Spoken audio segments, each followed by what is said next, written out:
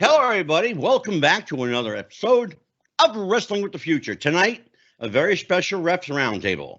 Let me introduce you to my co-host, Dan, the man Sebastiano. How you doing, Dan? I'm good, Angelo. How are you? I'm wonderful, brother. What's happening? What's shaking down there? Oh, trying to enjoy what I can. The weather and empty arena match is getting a little old. Oh, I'm telling you, they passed old months ago, brother. A month ago, anyway. Mike, the movie maker Messier, joins us as a regular member of the family. How you doing, Mike? I'm good, Angelo. Good to be here, buddy. What's new in the world of MikeMessier.com? By the way, if your name was a website, it would be MikeMessier.com. That's right, Angelo. Things are good for me. Appreciate it, buddy. Just during this downtime, I've been really concentrating creatively on my screenplays and also on the Life Lessons with Mike Messier podcast. They're very popular, by the way, Mike. I'm glad to hear that. They really are. Mike does a video series on our channel called Life Lessons with Mike Messier, where Mike draws from his vast experience, both in and out of wrestling, in and out of the film business, and takes people on a journey and hopefully makes their journey a bit easier, learning the lessons of his mistakes. That's right. Is that the gist of it? You got it. And just things like the last topic was a two-parter about moving. I just moved from New England to Florida, and just for anyone out there who might be considering a move, no matter where it's from or where it's to, I try to share some insights about how I did it without the use of U-Haul, or just kind of did it on my own with some help from about 3 people. So It's a good story, He carried everything on his back from Rhode Island to Florida.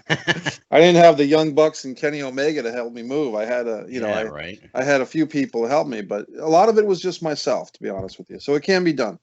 And last but not least, certainly not least, the guy I've known longest, Mike Armageddon Murphy. What's happening, brother? Thanks for having me back. Always a pleasure to be here. Mike, thanks for dressing up for the show, by the way.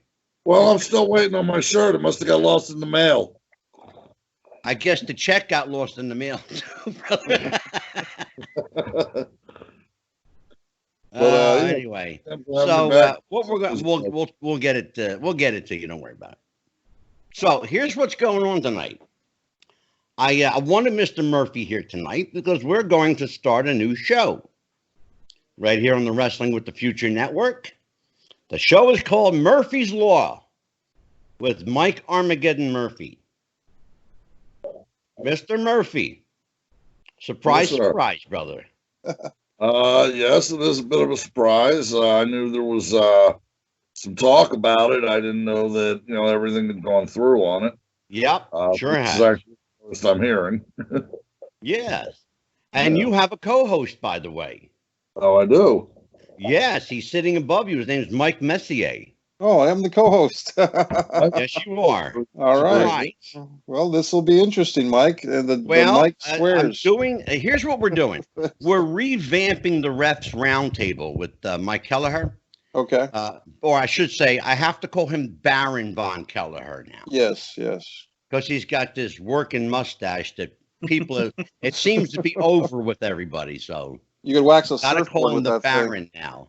Yeah. So, but we're going to revamp that to include, more topical subject matter and not just, show reviews, because that's getting old right now.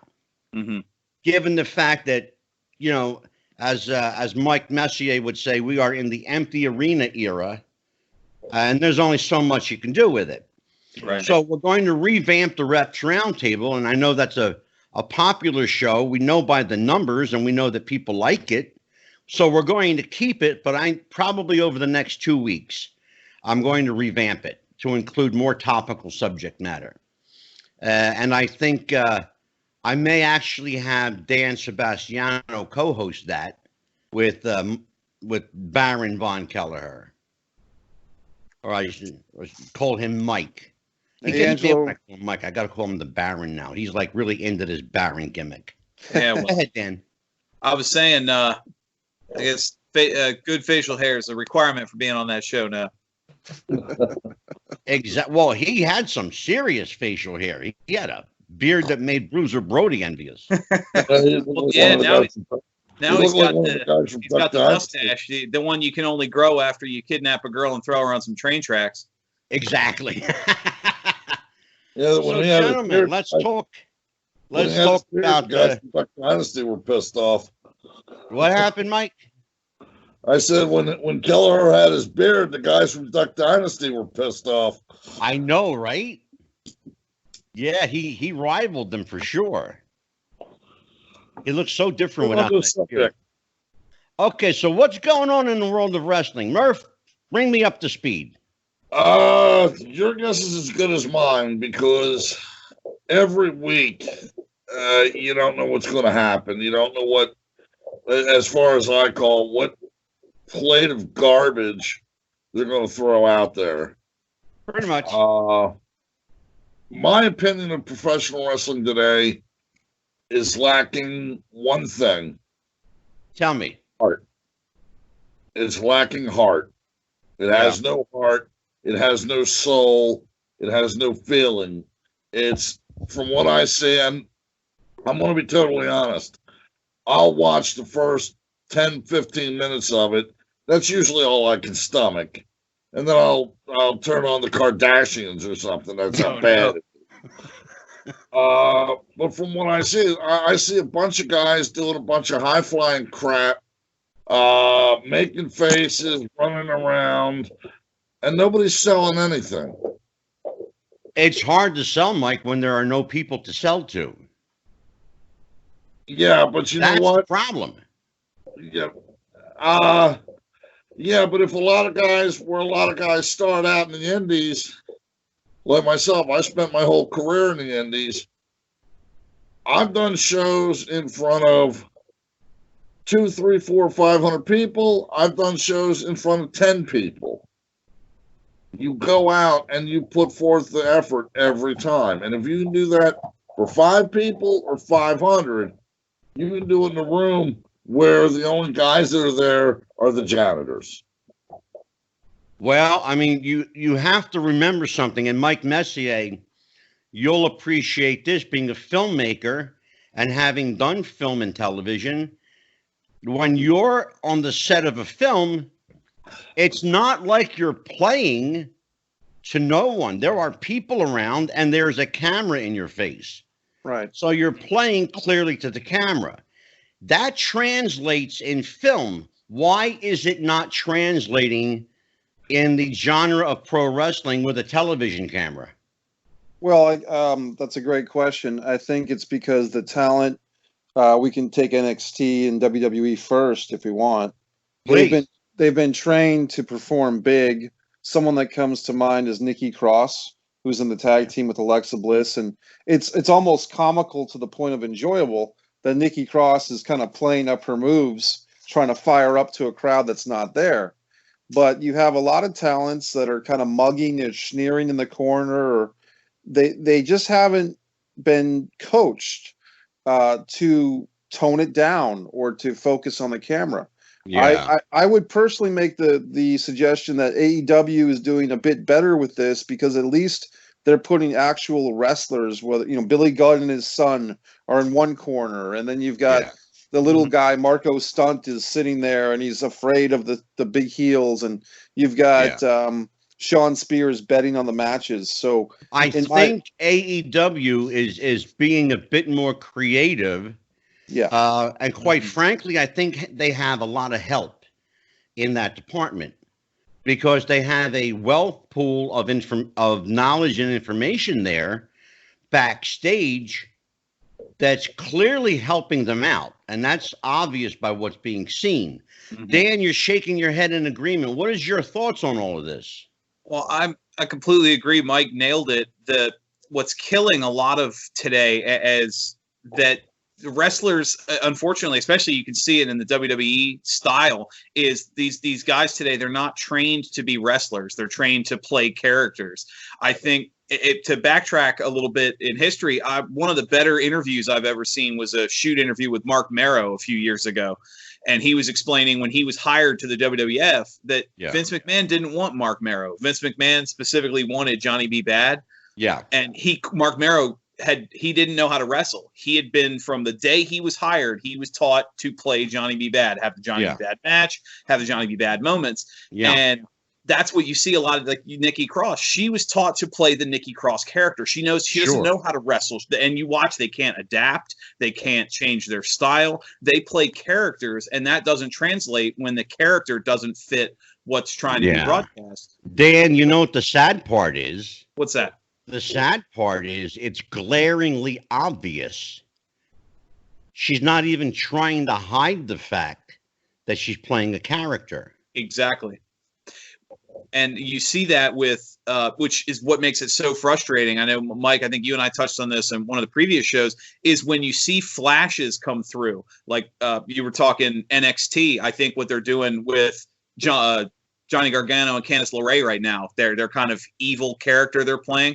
Evil husband and wife, yeah. Yes, exactly. And it's great. It's the best thing they've got right now. And you can see how they're adapting, and they're playing the camera instead of the crowd. And when you get these little nuggets of good things that come out, you like, the talent is there.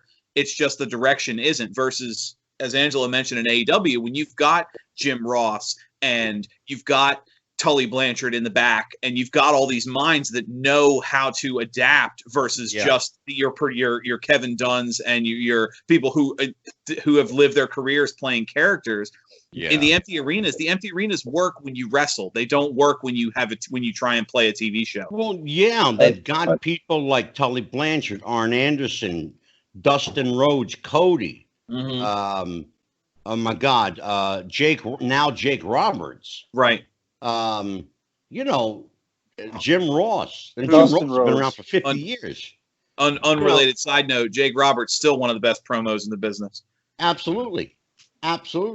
There's no question about it. Go ahead, Angela, I want to touch on what Mike said. You mentioned, with AEW, you have guys like Tully Blanchard, Jake Roberts, Jim Ross. These are guys from back when, wrestling, and I hate to say this, when wrestling was wrestling. Thank you. When it was kayfabe to it, when it was almost a secret society, if you will. Yeah. When you had to be able not only to wrestle, but you had to be able to talk. And that goes to one of the greatest talkers in the business, the late, great Dusty Rhodes. Absolutely. You could remember something. Say, hey, Dusty, when you do your promo, I want you to throw something in there about a 5-pound block of cheese. Right. And Dusty would get on there. And he could do it. In this country, eating a 5-pound block of gum and cheese for dinner, Daddy. I mean, and he could throw it in there. He could adapt. And that's the thing, there was a time that wrestlers had to be the whole package. Mm-hmm. You had to be able to, you had to have the look or an unusual look. And I'll give you examples of guys like that. You had to be able to talk, to work, to connect. The biggest thing, to connect with an audience, and last but not least by any means, my biggest pet peeve, and you guys know it, the emotional investment. And I have harped on this, when, and Mikey, you've been privy to some of them conversations with, Jeff the Ref and I. Yes. Backstage with you enough times. Yeah, I mean, Jeff and I used to go back and forth with it. The emotional investment. Where is it's gone? There is none. Yep. Well, I get. Go ahead. I was going to say, I think. Oh, I'm sorry. Go ahead, Dan. I think one of the things too is not just the emotional investment, but the little. I guess the best word to describe it is the little hints of realism. I know. That's maybe not the best. Real is a word that dirty sometimes in wrestling, but things don't get they don't make sense in the sense of realism. You look at little things like I'm watching a hardcore match and he pulls a shopping cart full of kendo sticks out from under the ring. Like that, my brain knows that doesn't make sense. Why is that there? What does that have to do with anything?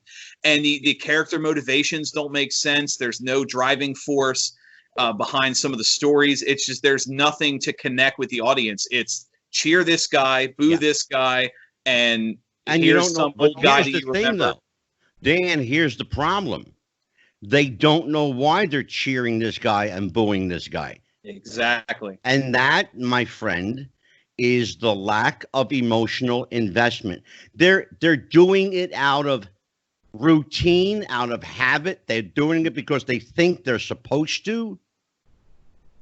But they're not doing it because they're emotionally invested in these characters. The problem is they're all characters, okay? Right. But wrestlers always were characters, but they were larger than life characters. That's the problem. Part of what I want to talk about tonight is the way wrestlers look. I just mentioned larger than life people. Let's talk about some. Superstar Billy Graham, Pedro Morales, Hulk Hogan, Bruno, Ricky Steamboat to some extent, Ric Flair, Dusty Rhodes, Arn Anderson and Tully Blanchard. Those guys were larger than life. Even though they were average sized guys, most of them, you know, with the exception of Hulk and Superstar, their personas were huge. To use Mike Murphy's analogy, their personality showed up to the building 20 minutes before they did. Yeah. Am I right? John, you're exactly right. Again, you go back, you look at your Pedro Morales, your Superstar Billy Grahams, your Hulk Hogan's, and then you compare them with your guys like Dusty Rhodes, Arn Anderson, Tully Blanchard. All these guys, big men. Dusty Rhodes, let's be honest, Dusty Rhodes did not fit the picture of the professional wrestler that you see today. A lot of them back then did. They were built, they had a little cut to them, they were muscular, but they didn't have six-pack abs, tabletop chest, 36-inch arms, they didn't have that back then. They had average, and which was what I felt the fans, because you had these average-sized guys or big guys, this is what the fans were able to connect to. Right. Mikey, let me throw a name at you. I'm sorry? Let me throw a name at you. All right. Because these two young kids may not appreciate it. Hey, now. All right. Bulldog Brower. Well, oh my God, Bulldog Brower. Kansas City. Here's a guy, Bulldog Brower. Didn't have he had an average everyday look. Yeah. It was a man's man. Okay. Yeah. That's what the people connected with. Exactly. And Stop right there. That's it. You just nailed where I was going with it. He had a look people could connect with. Why, Mike? Because he looked like them. Right. And see, that's and it also goes back to what we were just talking about a few minutes ago, connecting with the people and compared to characters. I think the last, maybe not the last, but one of the last characters that the crowd got emotionally involved with, Stone Cold Steve Austin. There you go. Supposed to be a power heel, but the crowd turned him face because why? Tell me one of us sitting here who didn't ever want to go up to his boss, flip him the bird and say, F you. Yep. Exactly. He was the working man's champion. Drank beer, said F you, revolted against the system. Man. No worries. People could connect to that. You got guys out there now they can't connect to. Yeah. See, and that's the biggest thing is the characters that you could connect with, even back, being a little younger than some of you more seasoned fans, the characters that looked the average man, your Dusty Rhodes, even somebody like a say early to mid 80s Junkyard Dog when he started getting a little thicker in the midsection. You were he was the guy you would see at the bus stop, but you knew, and he was pitched like your average man. Whereas the characters today that look like us or that are our size, they're pitched as these bigger characters, and it doesn't work. A great example is he came with, when he was going up through NXT, not so much on Raw, but Aleister Black. Yeah, it was a WWE star. He was pitched as this massive, big kicking superstar who just towered over. He's 5'11". I can tell he's not a huge man, but you book him like he's this, the next coming of the Undertaker, and it doesn't work. Exactly. My eyes and brain know that you're lying to me. You bring Dusty Rhodes out, my eyes and brain know he looks like an average person. And that's why I'm fearing that when he just beat Ric Flair, because now as a kid, I'm thinking, man, I could do this too. Remember something. Dusty Rhodes, hold on, Mike. Dusty Rhodes, from the beginning, laid it out for everybody. And he connected with people right from Jump Street because what he said resonated to this level. Mm-hmm. Okay? Remember this. I'm just a common man. Yep. The common man. Two things. One, when you said, I had to laugh when you said, seasoned fans. I think that was towards you and me, Angelo, the older fan. That's why Dan is my co-host, because he's very diplomatic. Well, when Dusty said, and he even did it in a cut in a promo. He'll look at you and say, "My belly's just a little bit bigger. My hiney is just a little bit bigger." But they know I'm bad, and before they love me, they hated me, and they know I'm bad. Because the other thing that resonated with, well, here's the thing, though. The other thing that resonated Dusty with the people was one promo that he cut that is today legendary. Hard Times. The Hard Times promo. Absolutely. You nailed it, Mike. Even the young buck, Dan the Man Sebastiano, just a wee child in this business, knows the Hard Times promo. For 40 years and a gold watch. Exactly. Yep. Exactly. You work 40 years and they give you a slap on the ass on the gold watch and say, a computer just took your place, Daddy. Yep. Exactly. I've been chomping at the bit, Angelo, to chomp away, brother. Chomp away. Well, there's a storyline in WWE specifically that's been going on for 23 years. Does anyone, and this storyline that's been going on for 23 years is why the ratings are poor and why there hasn't been, with the exception perhaps of CM Punk and Daniel Bryan, there hasn't been any new superstars really launched in the last 10 years. And I know where you're going with it. Go ahead. Go for it. The storyline, and you were talking about the greats like Hulk Hogan, Bruno Sammartino, Dusty Rhodes. None of those guys were ever asked or invited to get on their hands and knees in the middle of the ring and kiss Vince McMahon's ass and join the Vince McMahon Club. Yeah. And even after the Kiss My Ass Club came and went, which was only around for a year or two, that was too long. We've seen variations of that where whether it's Vince McMahon, John Laurinaitis, the Power to the People, the People Power, Stephanie McMahon especially, Triple H. And I knew exactly where you were going with it. It's the whole authoritarian thing. It's right. It's the authority figures. And guess what, folks? Wrestling fans don't want to tune in and see the Vince McMahon and family show that we're going to run down all the talent and all these wrestlers, I got into a debate last night about Mr. Woo Woo, the wrestler from New Jersey, Mr. Woo Woo, you know it, that guy. Oh, Zack Ryder. Zack Ryder, because he was getting over organically through the internet, connecting with people in a different way. Yeah. And they gave him 1 day with the Intercontinental title, and they gave him 2 or 3 months with the tag team title 7 or 8 years later. Yeah. They don't like, and I say they, I'll be very specific, Vince McMahon, I guess Stephanie McMahon, Hunter, Triple H. All of them, all the above. They don't like when talent connects with the fans directly. They want to manipulate and mastermind people's connection. And guess what? That's why the fans are tuning off. And they can say... And that's the difference between AEW and WWE. Because now we have a fresh start. AEW is allowing their talent to connect emotionally. You got to be They careful, want though. people to connect emotionally because they know that fan base is their ticket sales when we finally get around to selling tickets again. Right.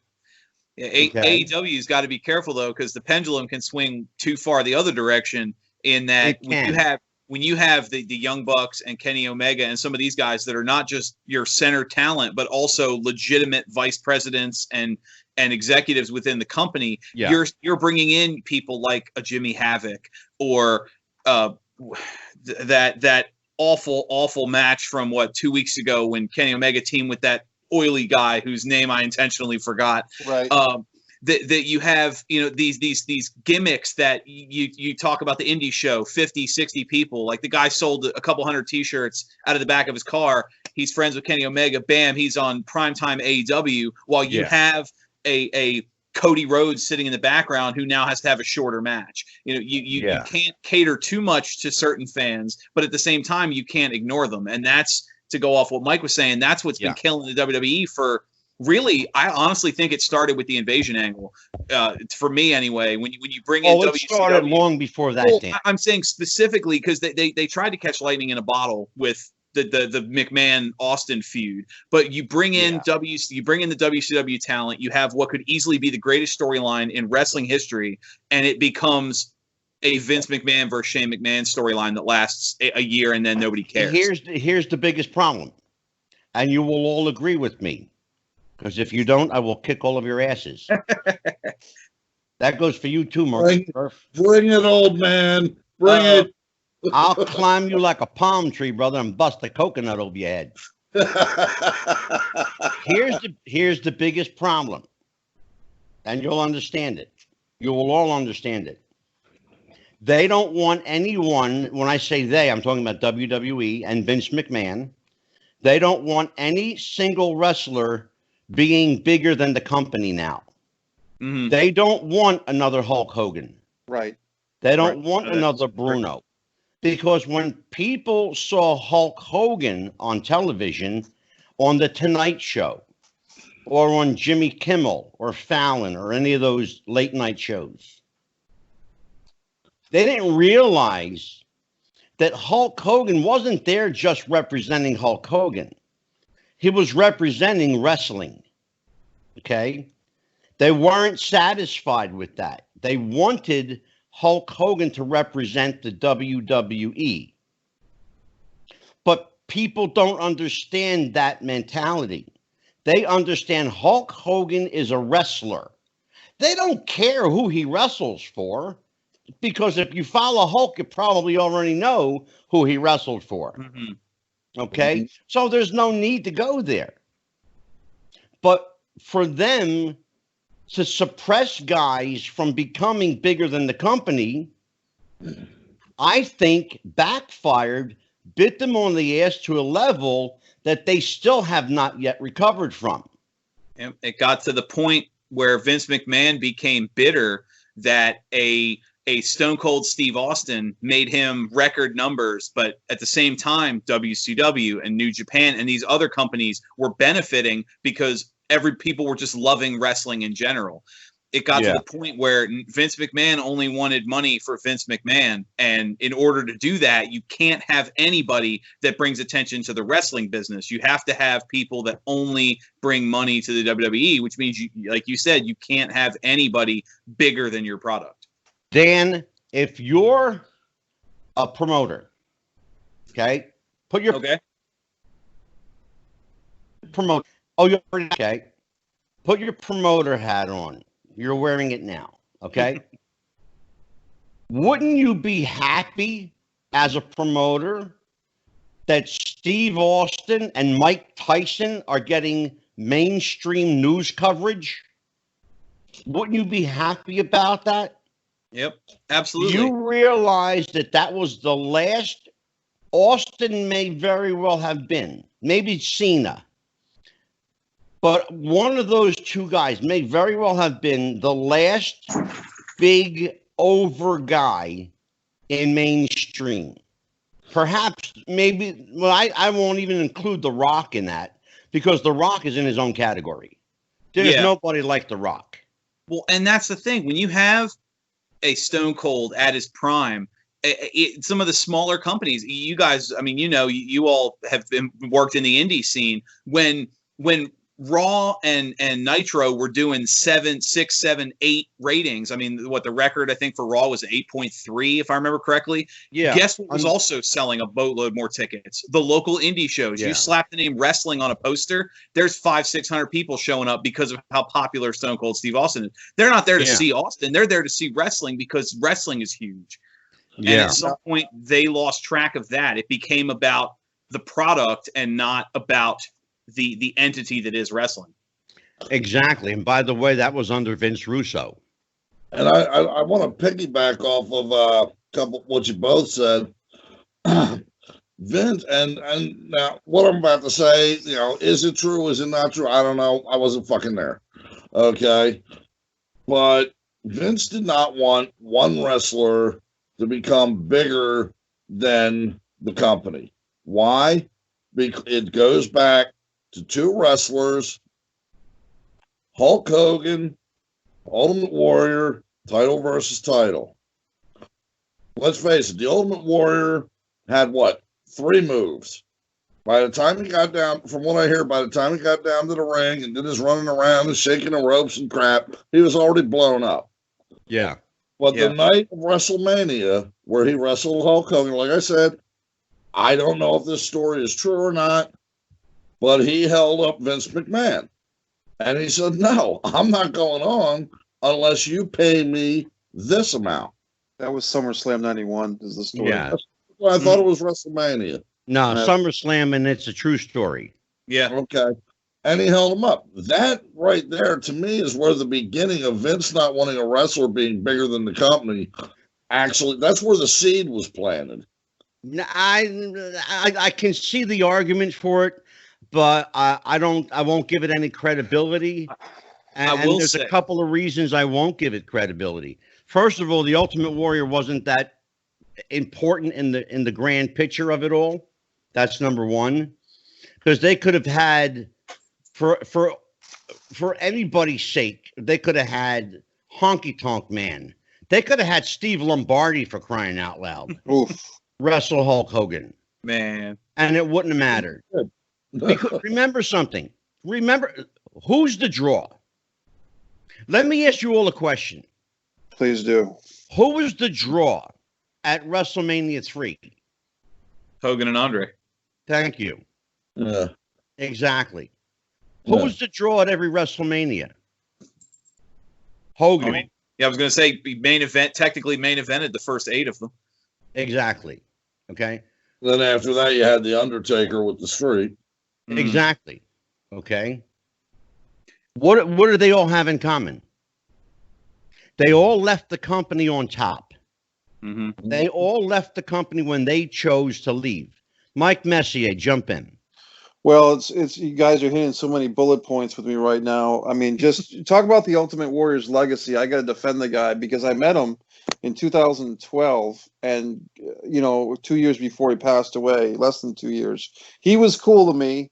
And in the summer of 2011, the Ultimate Warrior was doing a lot of motivational videos from his gym for free on YouTube. And I was watching these things and was encouraging me with my own life to make some dietary changes and get into yoga and go for walks. And the Ultimate Warrior was actually a pretty smart guy. I don't think that he that's not in debate, Mike. That's not in question. Let me say this. I made a post on good old Facebook last night in the Old School Wrestlers Facebook group, which is a very benign, usually a group that people just kind of reminisce and get along with. Yeah. And I made a post that said, whether you want to admit it or not, the Ultimate Warrior wrestled in the 3 best matches at WrestleManias 5, 6, and 7. And to me, that's true. Versus Rick Rude, Hulk Hogan at 6, and Macho Man at 7. So for all the crap that people give this guy, whether he's got 3 moves or 4 moves, or whether he broke Bruce Pritchard's jaw or whatever, for somehow or another, this guy wrestled in the 3 most exciting matches in 3 WrestleManias in a row. And then at WrestleMania 8, he got the biggest pop of the night with the run-in at the end. So for as much as the self-destruction narrative that's been propagated by the WWE on this guy, somehow he made an impression that most people will never make an impression in the world that he made the impression of. Yeah, but what did he do? It was simple. What he did was simple. That's fine, but he was in an era, Angelo. You remember the late '80s, early '90s, where the Arnold Schwarzenegger, Sylvester Stallone, Cobra, Rocky III, Rocky IV. He was of the era. He was of the era of the Muscle Man and of the War Paint. I get it, but what did he do? That was my question. Here's what he did. I'll answer my own question. Okay, I'm not sure what you're asking. He got himself over. Correct. Mm-hmm. That's it. If I can himself over. Jump in for a second to go off of the point that was made earlier, is I think that what you were talking about with Ultimate Warrior at SummerSlam, I don't think that was the beginning of the shift, but if you notice, that was the beginning of the WWE owning their talent. Nowadays, you get all these wrestlers that come and go, and when they go to the WWE, they change their name. You know, Zack Ryder, he's not going to get to use the name Zack Ryder. You get some of these guys that leave. I mean, you mentioned Shawn Spears earlier. He had to switch his names. You know, back in before the Ultimate Warrior took the name with him, and there was a lawsuit about that. Took the name Warrior with him. You know, you came and went the territories, and you were your person. Now, you know, you look at some of the main draws on the card, someone like a Seth Rollins or someone like a Roman Reigns. If they were to leave the company, Seth Rollins isn't leaving the company. Tyler Black is leaving the company. You know, John Anoy is leaving the company. You know, some of these, Vince McMahon shifted to owning his talent, literally owning the name and the character over. Well, and I think that was the first important step in the shift. Dan, that's part of the issue. Part of the issue is, understand this. Let me backtrack myself a minute. Understand something. Vince McMahon takes great pride, and he genuinely does. He takes great pride in creating characters. Okay? Mm-hmm. Notice what I said. Not wrestlers. Doesn't take pride in creating wrestlers. Right. He takes pride in creating characters. There's one reason and one reason only that he does this. It's for monetary and marketing purposes only. Right. Understand that Roman Reigns, the name, will sell stuff. Joe Anoa'i will not. Right. Okay? Tyler Black will not, but Seth Rollins will. Yeah. Mm-hmm. Okay? Well, now doesn't this go to from back in the 90s when they tried to replace Razor Ramon and Diesel? Because Vince McMahon was convinced it was the characters that were over and not Paul and Nash. Let me give you the heads up on that one. That was an up your ass to Kevin Nash and Scott Hall. Okay? That was, oh yeah, you left? Well, we're going to fuck you. Okay? And they specifically did that to show them, we own you. Mm-hmm. Mm-hmm. And they said, well, no, you don't. You own Razor Ramon and Diesel, but you don't own us. Right. And they went to WCW as Scott Hall and Kevin Nash. And what did they do, Dan? They got themselves over. Right. That's what it's all about. Whole thing. If you get yourself over. Hold on a second, Mikey, hold on. Because I'm gonna have you chime in just a second, Murph. All right. They got themselves over. How did they do that? Simple how they did it. They did it by being themselves. The point is, you don't need a character to get yourself over. Mike Murphy got over as Armageddon. But he also got over as Max Payne. Well, isn't that the old adage in wrestling that the best characters are just you turned up to 11? Murph, talk about it, Murph. Well, let me correct. It was Michael Payne, not Max. I'm sorry. Yeah, don't get me sued. Well, I'm sorry because there is a wrestler named Max Payne. Sorry, Man Max. melted rock. And I know him, so sorry. He lives in Orem, Utah, and I actually called him and talked to him about buying that character. Unfortunately, he had just written a book, and he wasn't in the position to sell just yet. No, getting yourself over. And I've told guys in the indies that were just starting out and coming up, and they're trying on different outfits and different attitudes. Like, oh, well, what do you think I should do? Well, I've always found that your character or your persona should be part of who you are. Exactly. Now, when I say that, I mean, there's two people. There's Mike Murphy. And then when I was at the arena, when I walked into that locker room and I started putting on my gear, well, Mike Murphy went into the gear bag, Armageddon came out. Exactly. Okay, it's great. It's a great business if you got split personalities. Anyway, it really is. Well, what I would do is, I mean, when I first started, you were out, good at it. when I first started out, at one point, I had bleach blonde hair, I had black hair, I had red hair, I had camo style pants, I had work boots, and finally, a friend of mine, I was sitting back having a couple beers with him one night. Yeah. And he says, we had just come back we were out riding all day. Right. And he says, one thing I don't see too often. I said, what's that? He says, I don't see anybody in the biker image in wrestling. He says, even in the indie circuit. Oh, you got to tell Dan that story. Yeah, I don't know if Dan or Mike Messier heard that story. Tell them that story you told me. Which one? About Taker right now? About the one you're telling right now about the biker and Taker. Go ahead, listen to this one. Oh, okay. So you're gonna love this, Dan. I said to my buddy, I'm like, well, you know what, damn, he's right. So what did I do? I went out, I got some black tights. I took them to the airbrusher. I had, some blue and white flames put on them. I went out and I got some wrestling boots, a bunch of Harlem t-shirts, which I didn't really have to look hard for because I had a whole shitload of them in my drawer. And, I got the long black leather coat, the skull bandana, which I would wear the Ray-Bans out with. I had the skull cap on, and there was Armageddon. Okay, a lot of people said, "Oh, you were a poor man's Undertaker." Maybe so. So anyway, I got that gimmick. I got the black leather chaps on it, and it was working. It was getting over. And one night, I'm sitting back, I'm watching Raw. And they had like Triple H in the ring, and they were beating on The Rock and Shane McMahon and Vince McMahon and the whole DX and corporation and all this shit.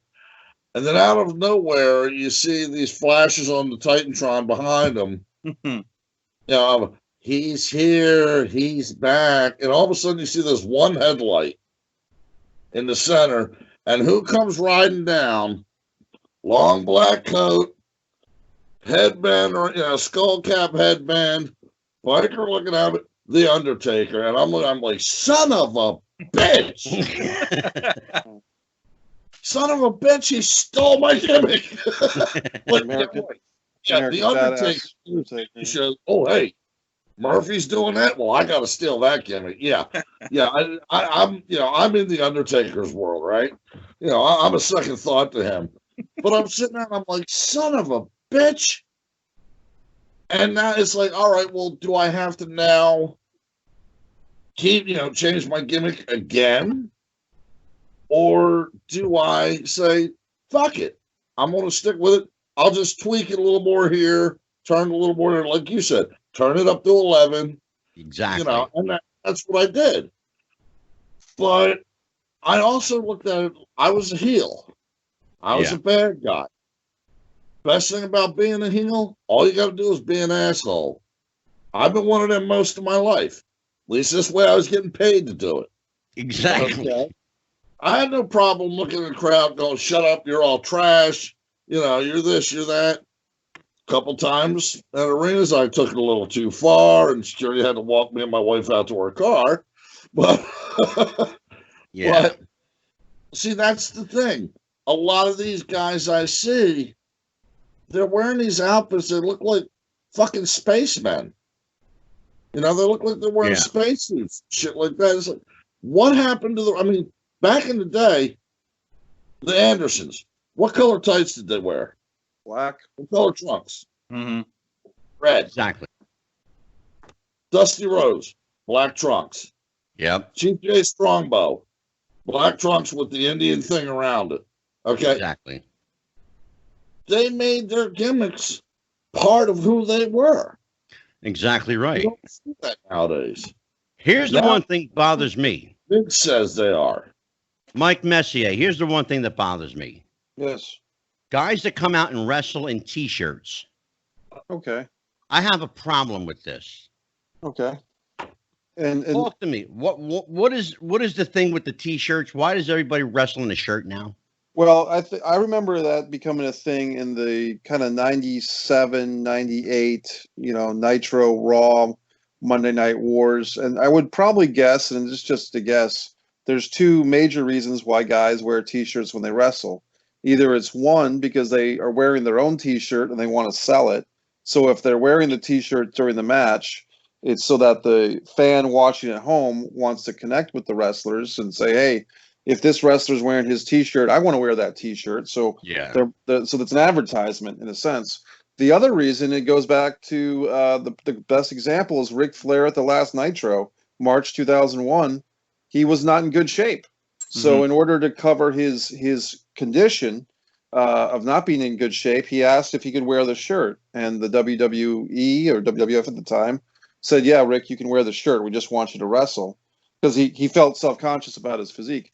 You remember for about a year, The Rock, when he was feuding with Mankind, I think in 99, early 99, The Rock was wearing a T-shirt and a kind of a sporty gym pants outfit. And during all those classic matches with Foley, the word on the street was that The Rock had chest implants or chest reduction, or I can dispel like that. I know the truth behind that. You can share it if you like. It's up to you. The truth behind that was he was getting a full body Samoan tattoo. Okay. So that's where that came from. It would look odd if it came in increments. Yeah. Yeah, and it was being done, as you said, in increments. Right. And he didn't want to unveil it until it was. If you look at him now, even when he does a movie, right, they have to airbrush over it. Mm-hmm. Yeah, because as in certain films that he does. He started off with the Brahma Bull tattoo on the bicep, and then the next thing you know, he had the whole chest. And 10 years later, the Brahma Bull original tattoo was kind of flourished. Yeah. I think, Angelo, I think, too, it goes to what we were talking about with the lack of character and creativity is you might get one character who, wears the jeans and the wife beater, and he gets over. And so now everybody, be it when Dean Ambrose did the lunatic fringe character, or I hate to use this example because it's not quite in the same league, but if you remember the Jimmy Wang Yang character, same thing. Where he was the Asian cowboy. He came out in the jeans and the tank top. That went over like a fart in church. Anybody who is going to play a specific trope, that's what you're going to wear. You're going to wear jeans and a tank top. If you're going to do this character, you're going to wear your jeans and a t-shirt. You're going to wear your track pants and your shirt. You're going to wear, granted, like John Cena, he wrestled in the jean shorts for all those years, but that was part of the gimmick. But it starts to show a lack of originality. If you're going to play this character, everybody who is fitting in this mold, no matter where on the spectrum you fit, that's your wrestling gear, jeans and a t-shirt. You're going to wear shorts. You're going to wear a whatever, tank top. You're going to wear it's the gimmick itself becomes stale just because of how many people start doing it. Let me remind everybody that, hold on, Murph, because I'll get to you in a second, because I'm going somewhere with this, and I want you to chime in a minute. Let me remind everybody, talk about we mentioned the Young Bucks a couple times. I need to remind everybody, because wrestling fans have short memories, the Young Bucks used to come out wrestling in shirts. And as Mikey said, it was a way of marketing who they were and marketing their merch. Mm-hmm. Now, you see them wrestle without shirts. Neither one of these guys have tremendous bodies. But as an homage to old school, because remember who's running it? It's Dustin, it's Cody, Arn, Tully, Jake, Billy Gunn. These guys are all old school. When men showed their chest in the ring. Murph, I mentioned to you Bulldog Brower earlier. Remember him? He was built like a fire plug. Right. He was an average-looking guy with a big belly and a barrel chest. He was maybe 5'10", if he was that tall. He wasn't a big guy. He looked like an average guy. But he could beat the shit out of you. Yeah. Mm-hmm. Now, I want to touch on the T-shirt thing, too, because I myself and Angelo, you and I backstage at shows went round and round about it because I would wear a T-shirt in the ring. Yeah. Why? Well, one. Because you look like shit. No, I'm sorry. You want to? I didn't hear that. You want to suck my what? Oh, stay down. Anyway, hey, Pat Patterson ain't here, all right? Anyway. That's you're toast, brother. Nobody, one, I'm Irish as the day is long, so I'm fish belly white, all right? If I take off my t-shirt and walk out into the sunlight, I'm surprised I don't burst into flames. Okay, so one, nobody wanted to see this nobody wants to see this without a shirt on it. But I made it work for me. If I'm going to wear a shirt in the ring, I'm going to make it work for me. I would have sayings airbrushed on the shirt. Like I had one, it was a black t-shirt, and in bright hot pink lettering it says, "I put the fun in funeral." Okay. I put the fun in funeral. I would have written on the back of one shirt, "I'm what the dark is afraid of." Because you know how little kids are, "Oh, I'm afraid of the dark." Well, I'm what the dark is afraid of. Okay, just shit like that. If you're going to wear it in the ring, if you're not sponsoring your own product, make it work for you. And you can do that. And the other thing that worked for you was just a simple black cutoff T-shirt with the anarchy symbol on it, with the big A. And just something as simple as that. Because everyone knows what that means. Right. It means I'm against the grain. Yep. And that described the Armageddon character perfectly. Mike Messier. Well, let me bring you into this fold here. Please talk to me. Well, I'm just thinking, Angelo, that I mean, you talk about the guys wearing the T-shirts, and I really remember that coming into being in, like I said, the mid-'90s, late '90s. And I think all wrestling fans, or many of us wrestling fans, we all kind of hold on to certain golden moments for ourselves. For you, you might be thinking of Jack Briscoe versus Dory Funk Jr. wrestling 60 minutes, 90 minutes, and they both wore, Dory in blue and Jack in red, just regular boots and no knee pads and just going at it. For me, I might remember, something, the Wild Samoans in their long black pants against the Strongbows with the feathers. So we all kind of idolize and put on a pedestal what we like. When we're watching AEW or WWE or NXT or Impact or anything else right now, for me, I always try to look at it as, is this wrestling appealing to the 12-year-old Mike Messier out there? Not me, myself now. But if there was a 12-year-old, thank you. Yeah, if there was a kid out there that was like me, is he going to watch the Young Bucks, and is he maybe more forgiving that these guys are not big, strong British Bulldogs or Steiners or Road Warriors? Is that kid more associated with them because they do this cool YouTube show? Are these? See, my point is, I don't expect to be the number one target audience anymore. I'm out aged. I'm older than the fan should be. The fan should be a 12, 14, 15-year-old Mike Messier, a 9-year-old Mike Messier, and Angelo and Mike and Mikey, let me tie into that right there, because you just prompted a question from me. And I'll start with you, Mikey, and then I'll go around the table. What happened to suspension of disbelief? Well, here's where I think it died, Angelo. Talk to me about that 12-year-old kid. Well, this is where the 12-year-old kid, this is where it got slaughtered for me, and we didn't even realize it because the wrestlers involved are so well respected and popular that they got a pass. But I can pinpoint a match in a moment where kayfabe was buried beyond belief and the fans did nothing about it. And I'm going to tell you what it was. January 1994, the Royal Rumble, The Undertaker's challenging Yokozuna for the WWF singles title. Yeah. And a bunch, 10 bad guys come in, Crush and all these different guys, whoever it was, IRS. They come in, they beat up The Undertaker, they put him in a casket, and then they put this, not a montage, but a pre-taped death ritualistic video of The Undertaker ascending to the heavens in Providence, Rhode Island. And they have I think it was Marty Jannetty was actually in the suit from what I heard, but he's in the Undertaker suit ascending to the top of the Providence Civic Center as if that's the gateway to heaven. And I've been in the Providence Civic Center and it's not the gateway to heaven.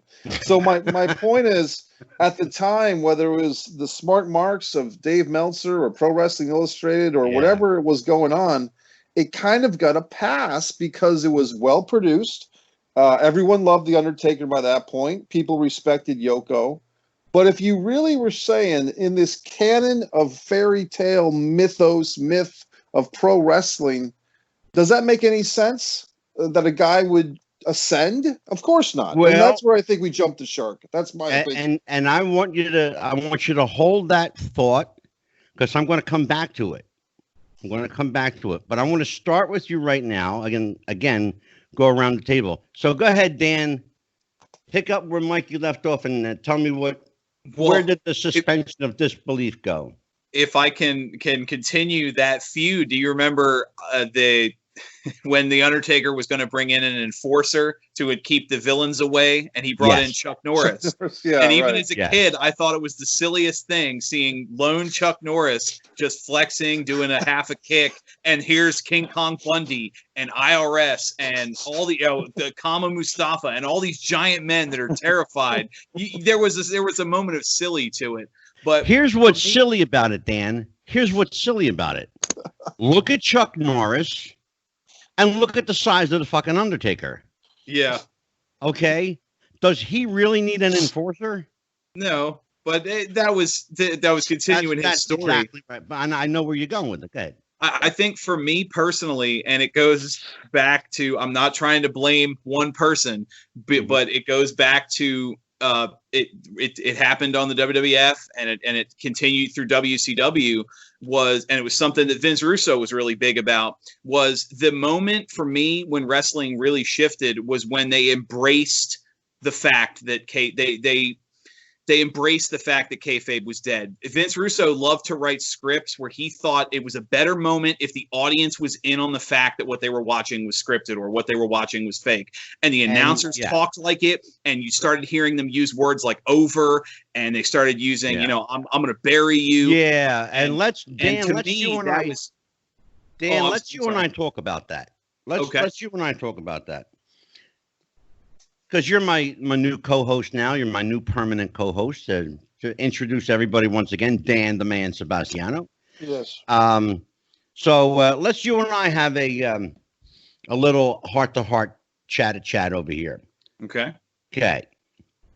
Was it, in retrospect, you being the younger guy now, me being the old fart, in retrospect, was it a good thing to let them in behind the curtain, or were we better off, with the quote good guy versus bad guy, and they don't know the terminology? Was it really Vince, or was it people like Dave Meltzer and Brian Alvarez? My opinion of Dave Meltzer is very low. But that's a story for another day. No, it isn't. Tell me now. Well, I have issues with the clear style of match that he favors, with the anonymous source that is very obvious, just speculation, that kind of thing. Which, again, and it goes to what we were talking about, because Vince Russo started in journalism, and he was a damn good journalist, and he did what he needed to do. Whereas with Meltzer, there's times when it's like you wouldn't get a D in a journalism class with some of the stuff he writes nowadays versus being the centerpiece. But again, I digress. To answer your question, I think it was a bad thing because there was always a level of suspension of disbelief.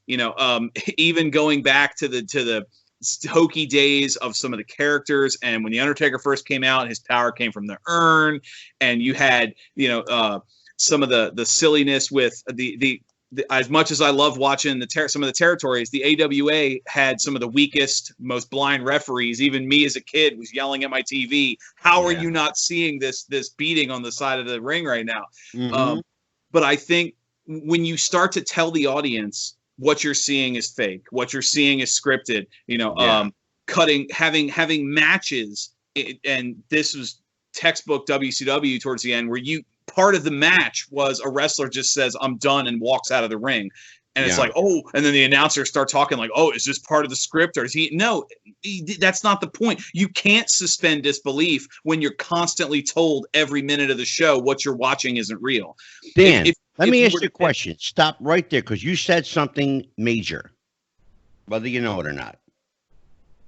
Is it the announcer's job or duty to even mention the word script? No, I think if you look through the announcing teams going back as far as the territory days of, some of your Gorilla Monsoons and your Bobby Heenans and some of the later talents, even Jim Ross, Tony Schiavone, who came in a little later, some of those names where they worked because they announced what they were watching like it was a real sport. They sounded like football announcers and hockey announcers, and they sounded like I knew, even as a kid, I get it's not a real competition, but I can watch it like it is if the announcers are telling me that it is what I'm watching is a real competition. When I watch a match today and Michael Cole spends half the match talking about the WWE Network or some Divas show, or in, like I said, in WCW, Mark Madden, who's the worst wrestling announcer in history, fight me over it. When he drops words like script and over, and he's talking about, who's the. I can't ever suspend my disbelief if you're telling me constantly, don't suspend your disbelief, what you're watching is scripted. That is where the audience turned off. And you guys remember, some of y'all, like I said, I mentioned earlier, a little older than me, when I was a kid and I would go to the local shows or I would watch wrestling on TV, half the crowd was over 50. There was a large group of an older generation, and those people who grew up watching wrestling in the 60s and the 70s and the 80s, and people in their late 30s and older, they're not going to come back for the modern product. They're not going to come back. Sure. Let me tell you something, Murph. Yeah, I'm going to have you chime in on this subject. The subject of suspension of disbelief. I'm going to tell you. I'll give you a family story. My mother's father, my grandfather, that I never met on my mother's side, he was a huge wrestling fan. And she said to him one night, Dad, why are you watching that? That's all fake. Well, let me tell you something. You would have thought that the world just stood still that moment, because he went off on her to the point where he took an axe. I'm not even making this up. Oh, wow. He took an axe and chopped up her piano. That's awesome. Okay. Protecting the business at home. Right. Now, Murphy, what happened to suspension of disbelief? And let me add a question to that. Do we need writers in wrestling? Well, the first one, because Messier is squirming in his right now. Huh? I see you, Mikey. The suspension of disbelief came from me Believe it or not, the Hulk Hogan, Brutus the Barber Beefcake, that era. I mean, you gotta remember when I started watching it, first match I ever watched was Chief Jay Strongbow and Billy White Wolf wrestling the Executioners for the Worldwide Wrestling Federation titles. Okay. And the Executioners were managed by Classy Freddie Blassie. Yeah. And I watched, the Pedro Moraleses, the Blackjack Mulligans, and so.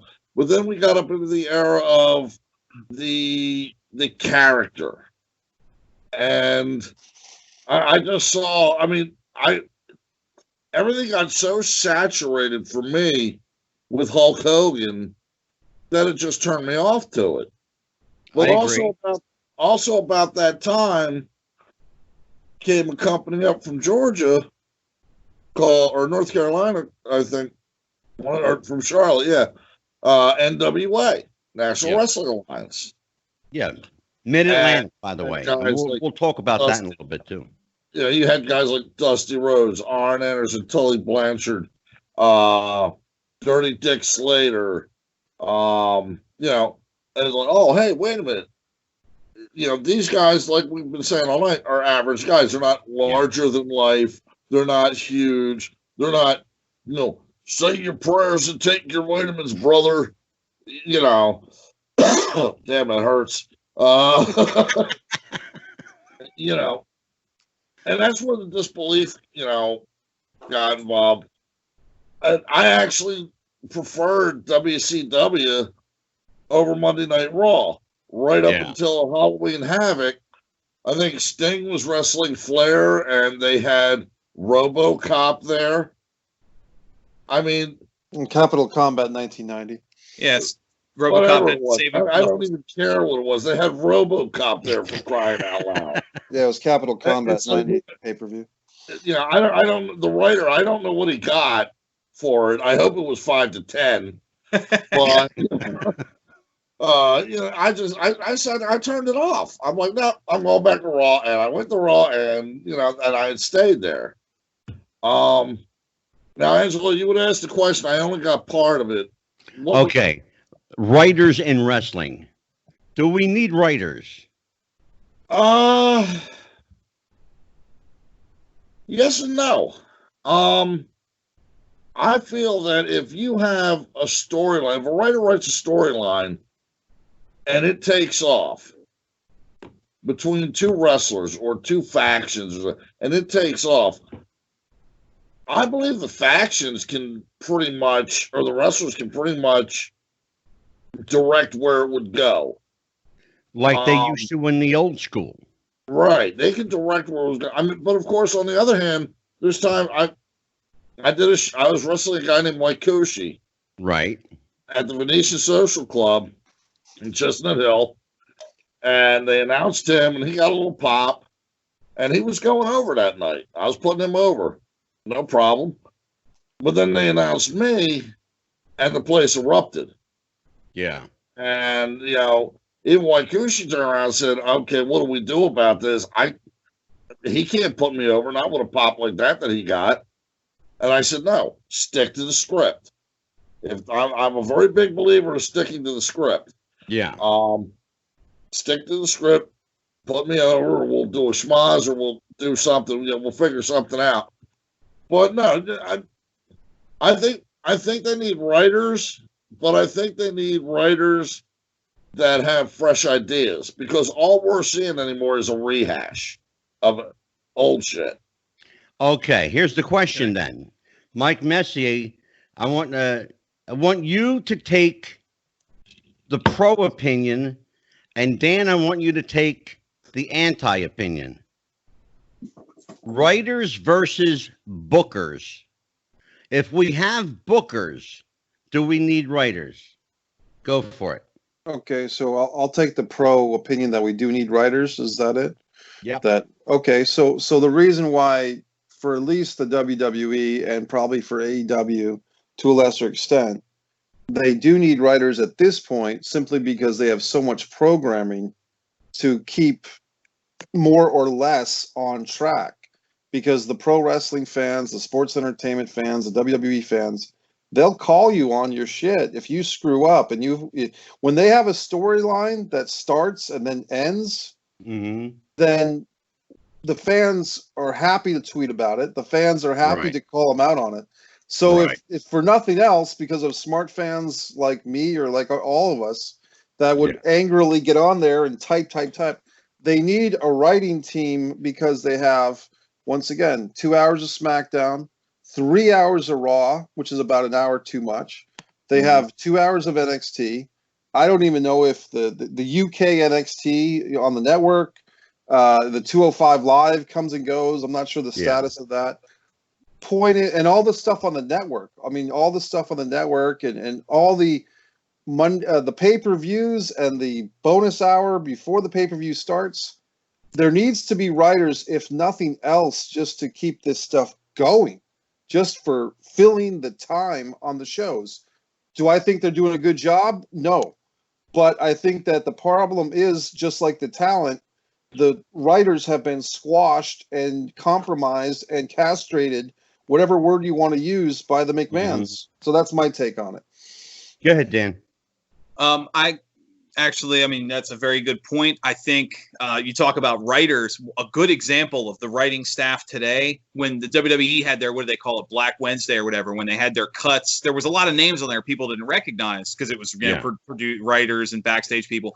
And one of the people that was cut was a writer, and she tweeted out that her proudest moment of the company was that she contributed to the Mandy Rose and Otis storyline. It's like, why would there proudest moment?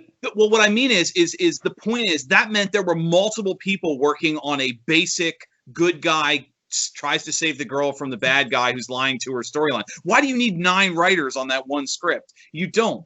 You guys know you have your bookers. You go backstage. You I think the thing too, and if I may, the booker is more important than the writer, because the booker guarantees you have better talent on your roster. It's very simple. A writer puts right there. Stop right there.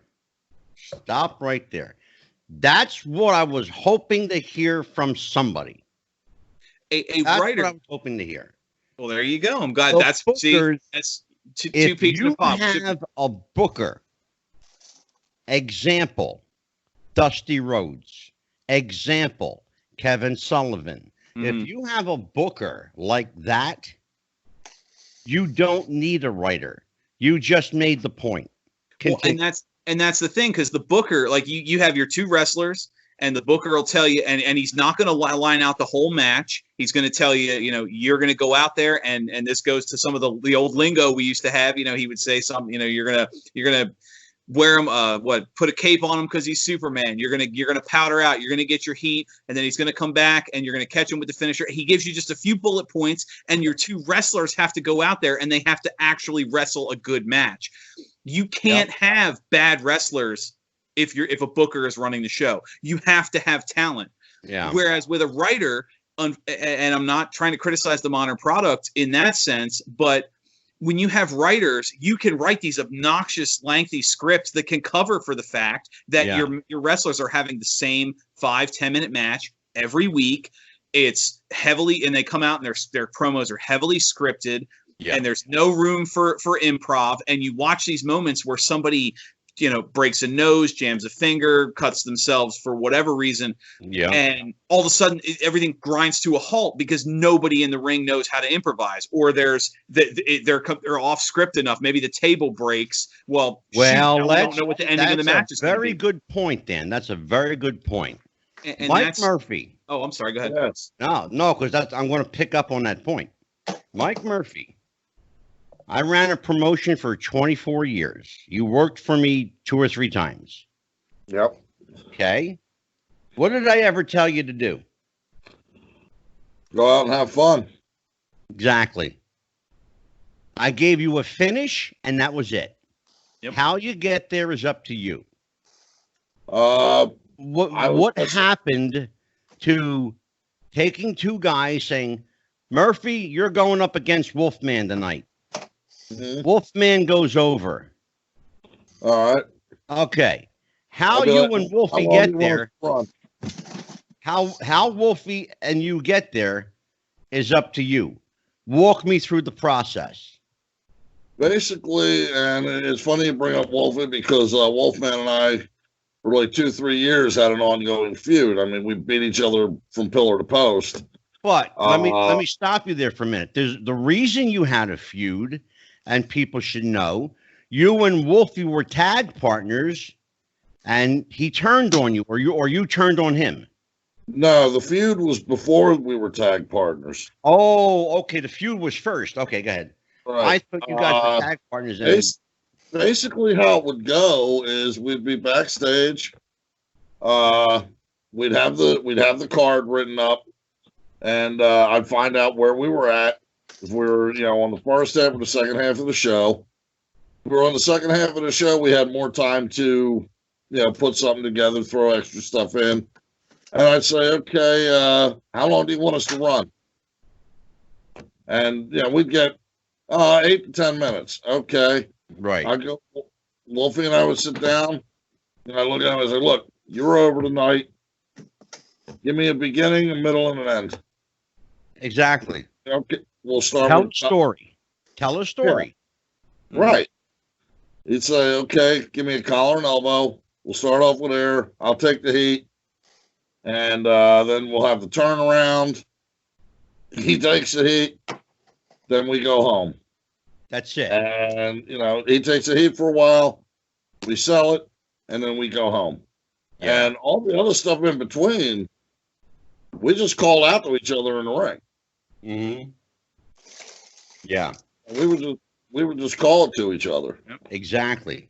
Like suplex me, body slam me, throw me into the turnbuckle me, and hit me with a clothesline. Yeah. So I'd go into the turnbuckles. I'd come out. He'd hit me with a clothesline. I'd sell the shit out of it. You did it yourself. Yeah. Oh, the one thing about that one lady in Otis. Why is it every time I see Otis on TV, I get the feeling there's a Buffalo Wild Wings missing a night manager? Exactly. Yeah. Mike Messier. I think the thing with the storyline writer that was let go, she was putting herself over. Guess what? She learned from the best, on her way out, because the way you described it, Angelo, of her contributing to the Otis and Mandy storyline, by the time that story got circulated, she was the mastermind behind the Otis and Mandy storyline. Right. You see what I'm saying? So in a way, she was smart, because that storyline, for better or for worse, was pretty popular. Yeah. So now people associate her with its creation. So good for her that if she was getting fired, she wanted to see if she could get a sitcom deal out of it or a web series deal out of it. Yeah. You just nailed it right there. You said sitcom. That's something that you listen to some of the more seasoned backstage people from your Jim Rosses and your Jim Cornettes, and they'll tell you the story. It used to be 2 or 3 people sitting in Vince McMahon's living room. Exactly. And now there's a writer's room with 20, 30 people in it. Every single one of them is out for themselves. So everybody's trying to pitch any idea that they think will stick. Everybody wants to be the main, so they can leave the company and say, I wrote this angle, I wrote that angle. Yeah. And in order to get that many writers, because let's be honest, there's not a huge pool of professional wrestler writers. You're hiring people from sitcoms and from Fox. No, they're not. CBS. No, you're bringing Dan, they're not. That's the problem. Well, what I'm saying is, hold on a minute. Let me tell you where they're getting their writers from, because you're not aware. I want to smarten you up. They're getting their writers from college. Right. The WWE has an internship program for lit students. There's a reason for that. Stephanie McMahon was a lit major. Mm-hmm. She has a soft spot in her heart for her college. Vince McMahon struck a deal with the college and agreed that WWE would be the place where these students could go to get college credit and be a professional writer for a quote television show. Right. Well, that's the point. You're right. I mean, spoke poorly. What I mean is these writers are coming in and they're not staying in the wrestling business because they don't want to. They want to go write for Friends, and they want to go write for the Simpsons, and they want to Exactly. be. So they're writing storylines to put on a resume and not to entertain the fans. And you know what?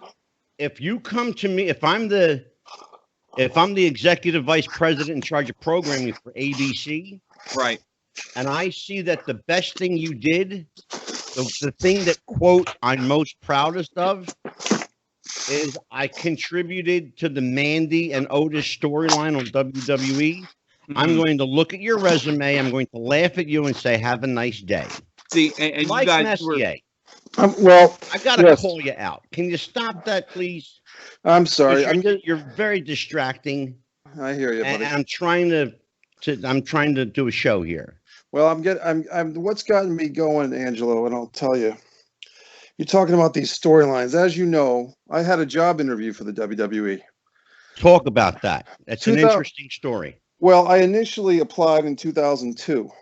And what I'm trying to find here in this space is the actual storyline that I sent in 2002.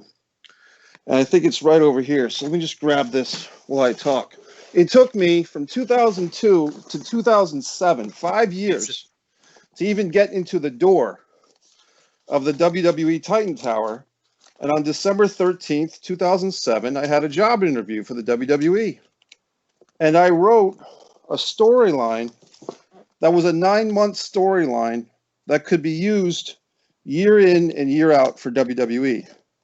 I'm sorry, I just want to point out humorous side visual. It actually looks like you're digging through a trash can.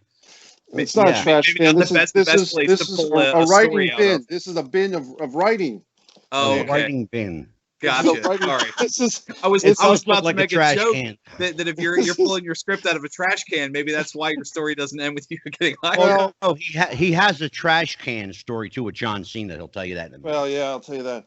But the point is, I put my best foot forward into writing 80 pages of gold for this company that could be used year in and year out, tweaked, modified year in and year out for this company. Okay. Well, and Mikey, give me the gist of it, because that can is like not the visual I want. I'm sorry. Well, the point of it is, ever since I was not hired by the WWE, in 2007, watching the entertainment that they've put on the air ever since, has been frustrating for me, because I know that my storyline is better. So wonder I don't drink. It's still early. But it's just, when you talked about why did it take 9 people to write the Mandy and Otis storyline, I could write better than all of those 9 people together. Let me tell you something. If you took all of the people on Twitter alone who bitched and complained about how bad the writing is and hired them, you'd get a better writing staff. Yep. Okay? See, and that's to go off of what I was talking about. Again, going back to the old days, is the path, the career of wrestling was, and correct me if I'm wrong, because this was a little before my time, is you'd become a wrestler, you'd want to get over, you'd want to make money, and eventually you'd either buy your own territory or you'd want to get a job as a booker somewhere. And that's exactly right. That's where the career went. Now, the people that's where the money was, Dan. That's where the money was. Exactly. And you could always tell the love, the heart. You had these lifelong career wrestlers and people who had been in the business for 30, 40, 50 years plus. Now, a bulk of your product is being produced by people who could care less about the wrestling business, and it shows. Well, we just had on. I'm sorry, go ahead. No, I was just going to tie into what you were saying.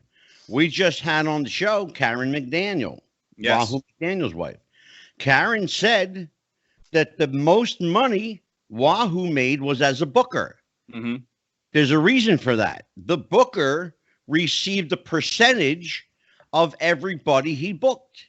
See, and that's where the money was. Well, and that's the thing, is there was a driving force. If a booker could put together a good card and good matches, the better the card, the better the product, the better the draw, the more money the booker made. If a writer writes a crap script, WWE has a contract with Fox. They get $200 million a year for SmackDown, whether it's good or not. You know, this last episode with the Triple H 25th anniversary celebration, which was some of the worst crap I've ever seen in years of wrestling. Guess what? Those writers, those people, they get the same paycheck, whether it's garbage or whether it's a good product, because the motivation to put a good product out there is also gone. Yeah, that was a Triple H kiss ass, you know. I mean, but that's the thing, though. It wasn't just a bunch of guys, you know, patting each other on the ass. You just spent 20 minutes, I mean, making fun of and burying one of the better characters you've put together in the last 25 years. Here's a montage of all the times he's lost. I left that going, you know what? They're right. Now that I think about it, Triple H did lose a lot at WrestleMania. He did lose a lot at SummerSlam. He was always burying the right talent, the better talent. And my opinion of Triple H lowered. I don't know if that was the objective, but I turned off SmackDown going, my opinion of Triple H is now worse than it was a half hour ago. Well, they achieved their goal. Go ahead, Murph. I want to say something to that. Triple H, he lost a lot of matches, and he was booking and stuff like that. There was one other, and he learned that from one person, Dusty Rhodes. When Dusty Rhodes was booking, and he would book himself on, and he would be on the show, how many times did you see him in his career really win? How many times did he really win the big show? Very rarely. Triple H, a lot of losses at WrestleMania, a lot of that. Same thing with Dusty Rhodes. Well, something I took away from the Triple H segment that I don't know if it was intentional or not was the montage of his matches at WrestleMania. Steiner, and this wasn't just WrestleMania, but Steiner, Nash, Booker T, and Sting. The only people he consistently went over were the WCW guys. Yeah. Well, there was a reason for that. That was a fuck you to WCW from Vince. Yeah. Vince couldn't let that rivalry go. Okay, next topic, and this is going to be our last topic, and then I'll say a few things. What have we learned, starting with Mike Messier, and we'll go around. We'll start with Mike, then Murphy, and Dan. What have we learned from the empty arena era? There's improvements to be made. There's improvements to be made, but there is talent there. And the Drew McIntyres, the Chris Jerichos, the Alexa Blisses, there are people there in the wrestling industry now between AEW, WWE, NXT. There's talent there. They just need to be used to their best abilities and not micromanaged. And the McMahons finally need to take a back seat. One thing we didn't get to, Angelo, is that there's rumors that the WWE might be selling. A week from now, we might have a totally different wrestling landscape than we do tonight. We're not going to broach that subject. Of course, quite frankly, I'm not interested in it. I could care two shits. Honest answer. I could care less if they sold. If they didn't, it doesn't matter to me. Might be a fresh start. It doesn't matter. The obstacles they would have to overcome are entirely too high. Entirely too high. The new ownership, if there were to be one, you mean? Yeah. It's too much. Too much to overcome. We can go down that rabbit hole, but I'm not going to do it on this show. No, I'll save it for another show. Okay. If and when that happens, I may broach the subject, but not tonight. Very good. What have we learned from the empty arena, Mike Murphy? Well, that's hard to say, Angelo, because take a guess. It all goes to, it was forced to be done. It wasn't like they decided, like they chose to do it. Well, that's true, but given the fact that it is what it is, what lessons, if any, can we learn from it? Can we glean anything bad as admittedly we all believe it is? At least, and I mean this literally, at the very least, we still have some kind of wrestling show. Now, what kind of quality it is up for debate and conjecture, but If we've learned anything, what is it?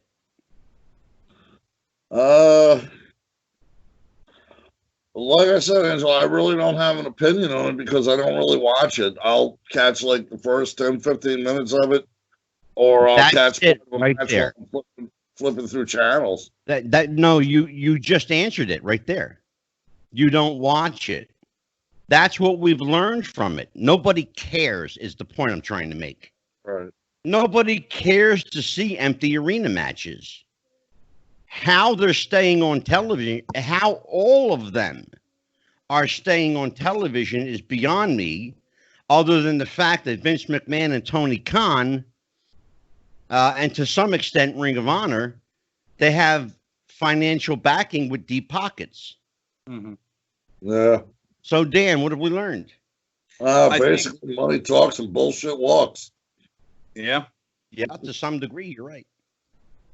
I think the biggest takeaway from the empty arena era is that wrestling still sells, in the sense that if you look at the ratings, if you look at the hits on YouTube, and you look at what the discussions are, if they put forward a good quality wrestling match, be it a Drew McIntyre, be it a Chris Jericho, Cody Shawn Spears from a couple weeks ago, if you put on a good match that is entertaining, it doesn't matter if there is no one in the crowd, 10 people in the crowd, or 100,000 people in the crowd. That is what fans want to see. When you have these empty arena matches, you are forced to put on good matches. Now, sometimes they don't, but hopefully somebody is going to look at the numbers and go, we don't need a 3-hour Raw to be 2 hours of backstage segments where the wrestling almost seems like an inconvenience to the story. You have to put on a wrestling show. And that is, if you look at AEW versus WWE, that is what AEW is doing better right now. They are actually putting on wrestling, and the numbers are showing it because they are whooping NXT in the ratings right now. Thank you. Go ahead, one thing to say was 1 week, about a week or two ago, I was catching the first 15 minutes of Raw, and Drew McIntyre was out and he's cutting his promo. And then this other guy and his valet and another guy come out with a Adradin or Artichoke or whatever the hell his name is. Zelina Vega and Andrade. Right, whatever. Artichoke. He comes out and Jesus.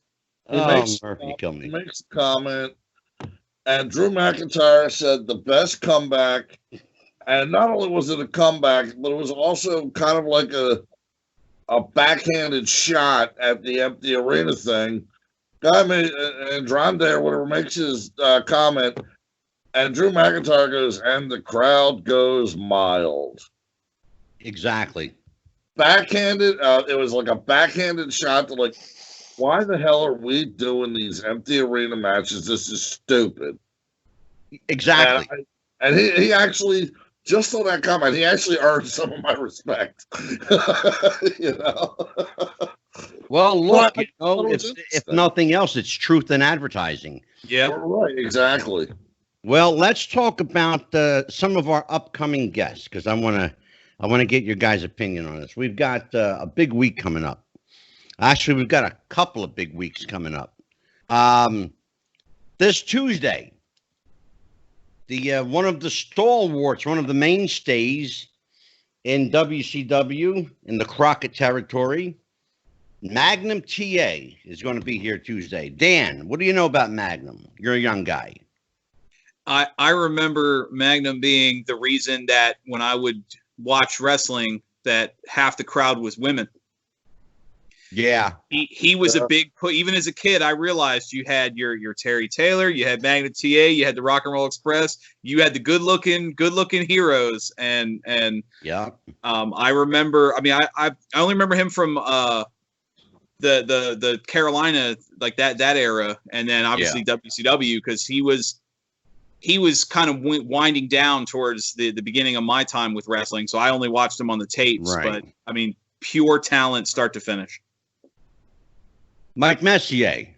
When I think of Magnum, memories of Magnum. I think of the angle with Mr. Wrestling 2 in Mid-South Wrestling, the protege-mentor feud. I think of coming into the Carolinas and winning matches in 9 seconds with the belly-to-belly suplex. Eventually defeating Wahoo McDaniel in a cage match for the U.S. title. Yeah. The summer of '85, where he feuded with Tully Blanchard for that U.S. title, resulting in the Starrcade I Quit match. And probably most significantly, the best of 7, 7 series with Nikita Koloff, Bob Geigel, the James Gang. For a guy that only had the national spotlight for no more than 3 years, Magnum TA made an impression that people are still talking about. Mike Murphy. Magnum TA. What can you not say about Magnum TA? Like Mike Messier said, the I Quit match with Tully Blanchard, which I happened to see at the Philadelphia Civic Center. Wahoo McDaniels, a match with Wahoo McDaniels. He was just, again, the kind of biker image, just regular guy, blue collar type guy. Like, hey, I'm a wrestler. This is what I do to put food on the table. And, you get in the ring with me, I'm going to kick your ass. And, in a sense with the 8-second matches, he was almost like the Goldberg of the 80s in a way. I'm glad you made that comparison, Mike, because a lot of his matches didn't go but maybe 2 or 3 minutes. Right. He was definitely super over. They were actually going to put the title around it. They were grooming him to be world champion when he had his accident. I talked to Magnum on the phone last week, and he's looking forward. And I asked him, is there anything that's off limits? Can we talk about? He goes, yeah, we can talk about the accident if you want, and we can talk about anything you want. So Magnum is being very generous. He's going to give us as much time as we want. That's awesome. And that show is going to be, of course, you, Dan, and Mike Messier. Looking forward to it. You'll be with me, the 3 of us. Well, no, you won't be with us, Mike, because you're going to be doing Murphy's Law. You got a show that week. Wednesday night, we've got Evan Ginsberg and Bill Pierce, because Evan Ginsberg, of course, is the associate producer of The Wrestler, starring Mickey Rourke. He's also the associate producer of the greatest wrestling documentary ever called 350 Days. He'll be with us. Mike Messier, I know you're particularly interested in that one. Well, I've spent time with Evan, both in New York and Connecticut, and so Evan's a great guy. He's a true historian. He's great friends, I believe, with Nikita, who was a previous Wrestling with the Future podcast guest. Oh, yeah, one of the family. Yeah, so Evan's a great historian, a great conversationalist, and he's really into film and very successful. So it'd be great to have him on the show. And what do you know about Bill Pierce, who used to wrestle as Chris Michaels? I believe, if I'm not mistaken, was he enhancement talent for WWF in early 90s? Okay, so I've definitely seen him wrestle. To be honest, I don't know a whole lot about Chris, but I'm looking forward to finding out. Yeah, he was there for a cup of coffee. But while he was there, he was tag teamed with Tony Garea and Tito Santana. Nice. And we'll talk about his career. Now, big one, Thursday, Leapin' Lanny, the genius, Leapin' Lanny Poffo, will be here. That's going to be you and I, Dan, and we'll be joined that night by a special guest, Daredevil Dave Dahl will be with us. He's an independent, and Mike Murphy knows who he is, and he'll be with us. Tell me, Dan, what do you know about Lanny Poffo? Because again, you're the young kid here. Hey, I'm at the age where I remember him vividly. He was the genius on television at that time, but I remember I would say, I mean, I know I love using the Mount Rushmore analogy, but he's definitely on the Mount Rushmore of talkers as far as promos.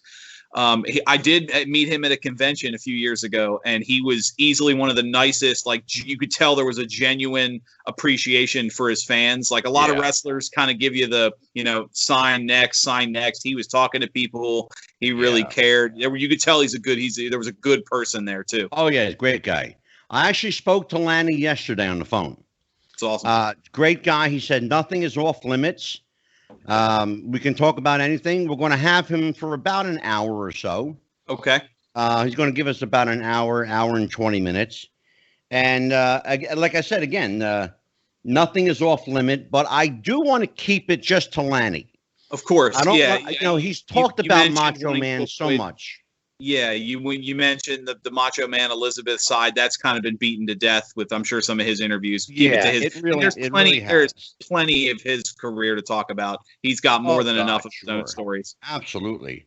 And then we're on May 12th for his first of 2 appearances with us. We're going to have a gentleman that Armageddon and I actually met. Very nice guy. Flying Brian Pillman Jr. Yes. He's going to be with us. I'll tell you what, amazing wrestler, amazing up-and-comer. Yep. If you ever get the chance to see him, watch him. He's got his own thing, but it's almost like watching his dad. Absolutely. Brian Pillman Jr. wrestled several times for VCW, which is the local the local indie promotion here. And I've seen him. I've had the pleasure of seeing him live. He's an amazing talent. Yeah, he really is. Mike and I actually met him and got to talk to him for about 15, 20 minutes. Great guy. You said that's on the 12th? He's going to be with us on the 12th and the 26th. Okay. Now, we got a special show on the 13th from Dark Side of the Ring. We're going to have Brandon Savage with us and Randy Hogan. They are 2 guys that you've seen in Dark Side of the Ring.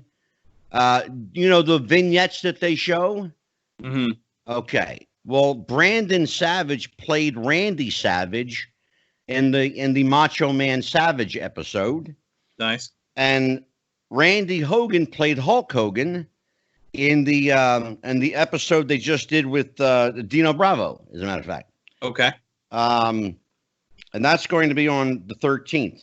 On the 14th, you and I, Dan, are going to introduce ourselves to the owner of the Monster Factory, Danny Cage. We're going to talk about what it's like to run a wrestling school. Okay. I actually know Dan very well. Yeah. And you went to the Monster Factory. I trained at the Monster Factory when Larry owned it. We're going to talk about Larry Sharp. Given the push for a lot of these backyard wrestlers that are self-taught, I look forward to having a conversation with a real wrestling instructor. Absolutely. And we're going to be talking to Danny on the 14th. On the 19th, we're going to spend some time with a wrestling legend, a guy that's been around for 45 years in the business. His name is Doc Diamond. And if you live in the Northeast, you know who Doc Diamond is. He was a manager, a wrestler. He owned a promotion, Devastation University. And if you don't know about Doc Diamond, I encourage you to look up Doc Diamond. Google him. He's a character. He's what you call an old school character. That's kind. That's going to be Doc. Yeah. Now, on the 21st, all 4 of us gentlemen, and I use that term loosely in some cases, Murphy. Don't you start with me. We're going to have a conversation we're going to take a deep dive conversation into the life and death of Dino Bravo. Going to talk about Dino, going to get into some of the controversy surrounding his career.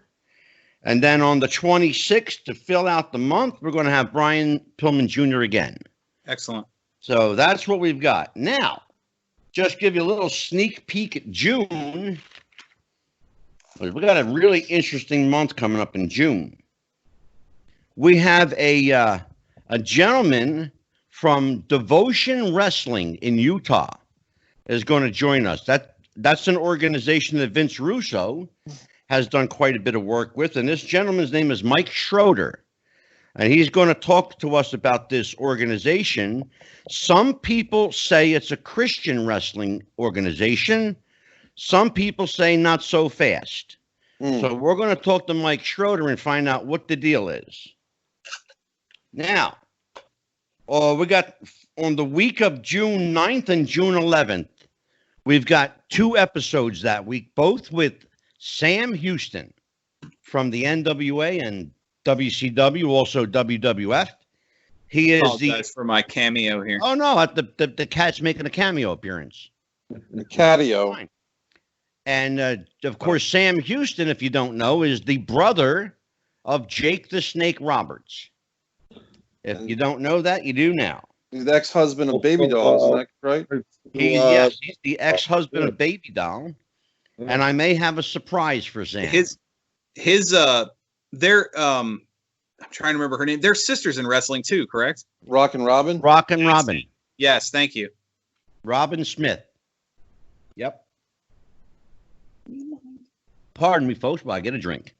Now, we've got a non-wrestling show. We have another non-wrestling show coming up on June 23rd. It's going to be a very interesting show called All About Hollywood.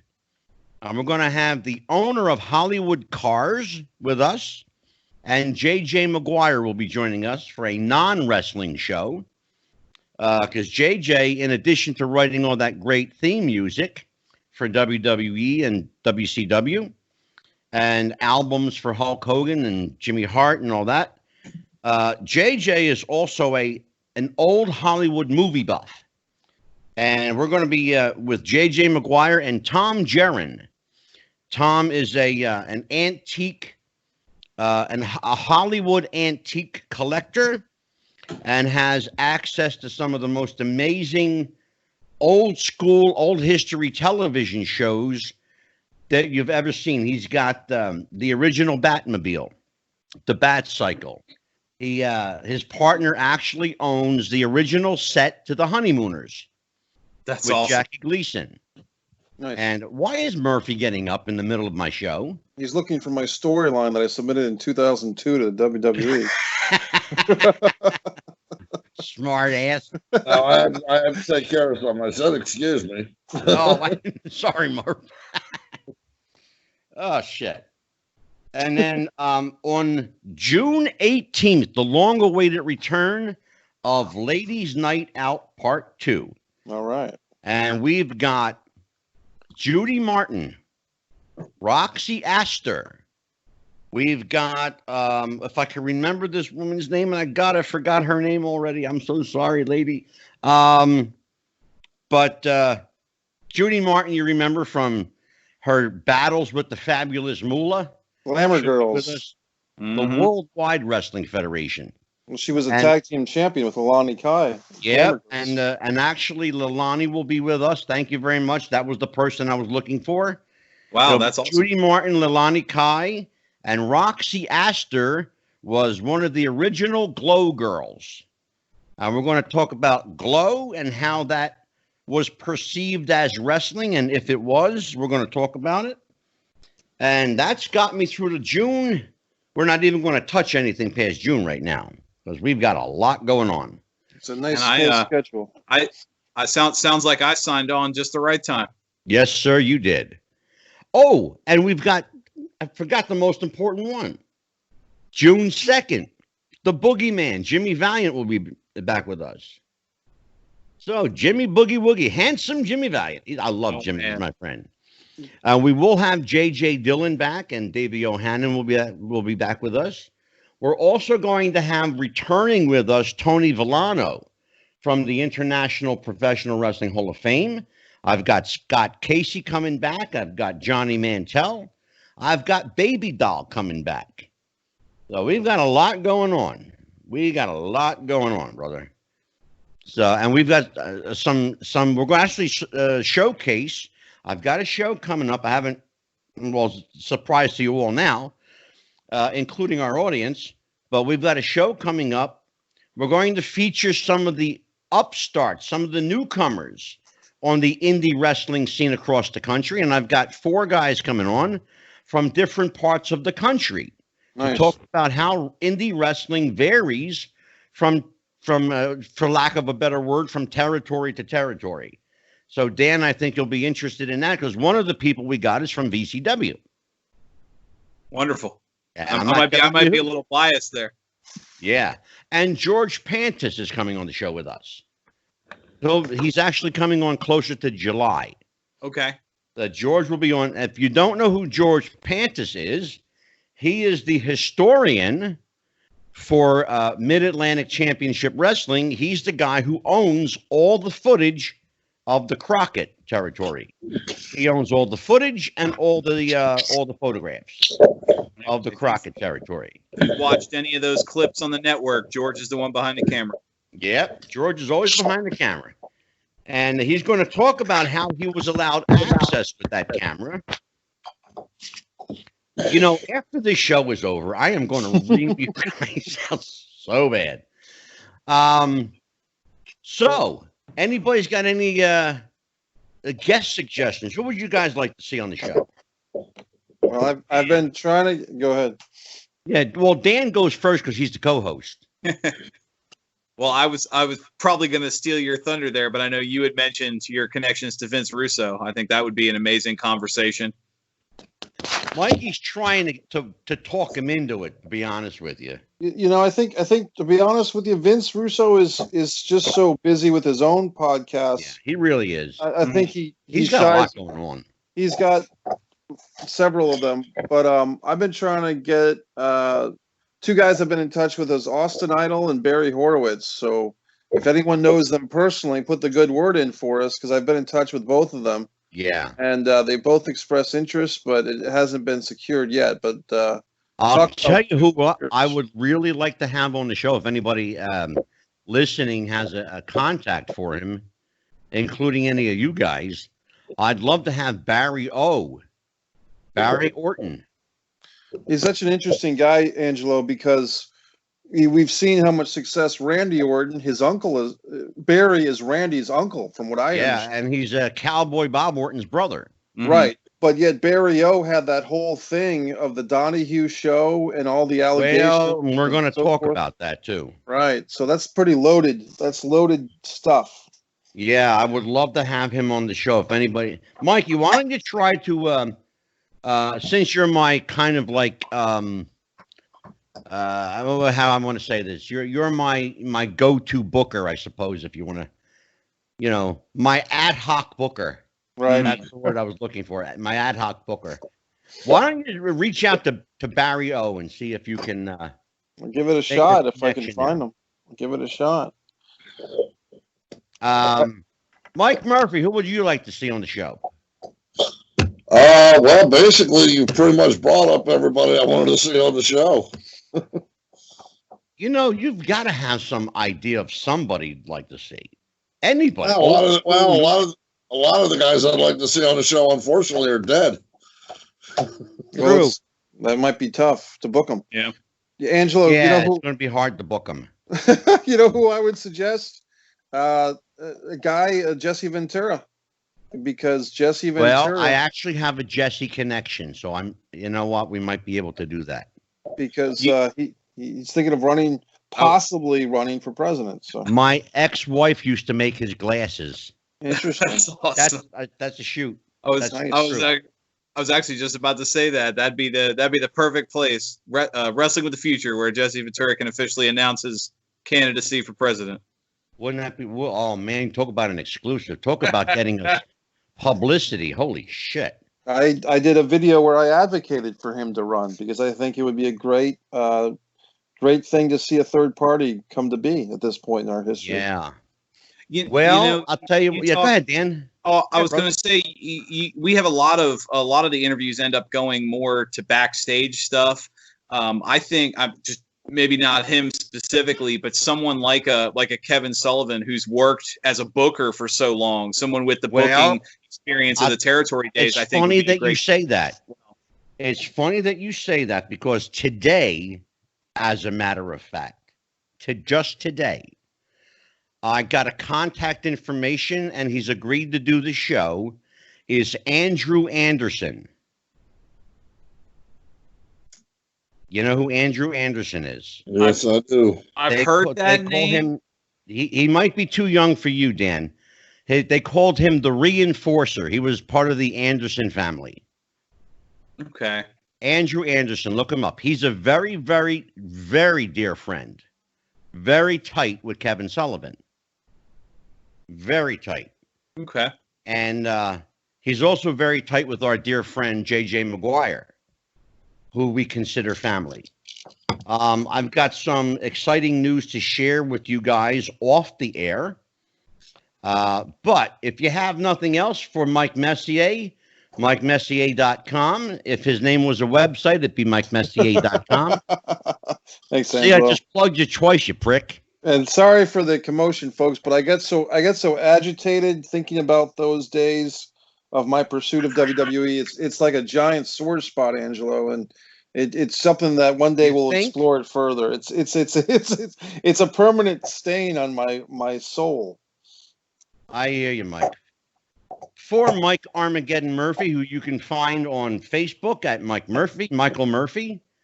Just look for the naked biker chick on the icon. Is that what? Who's on your icon? I can barely hear you. Who's on your Facebook icon now? Is it still the naked biker chick? No. You'll have to go and look. Just search Mike Murphy.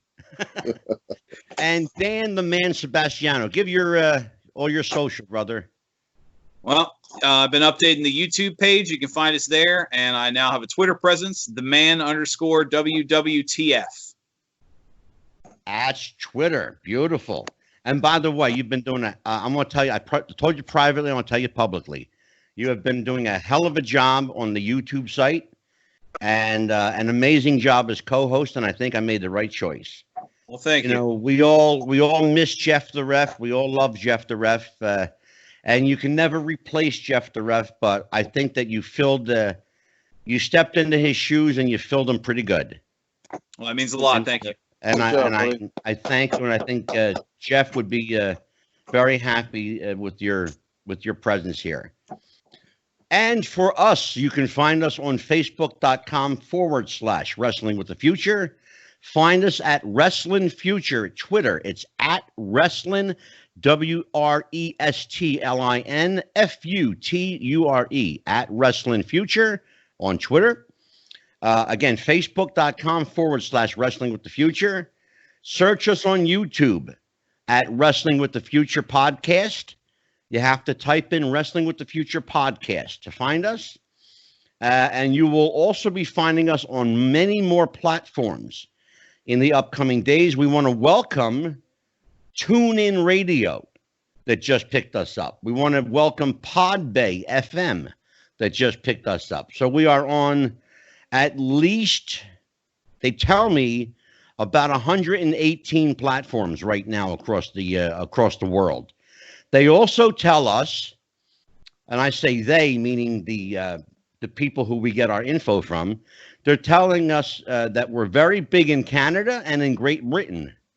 That's great. So we have a pretty big presence in Great Britain and in Canada. Great places. Yeah. So on behalf of Mike Messier, Mike Armageddon Murphy, Dan the Man Sebastiano, my esteemed co-host, I am Psychic Medium Angelo. Take care, everybody. Happy wrestling, and we'll see you next time. Bye-bye.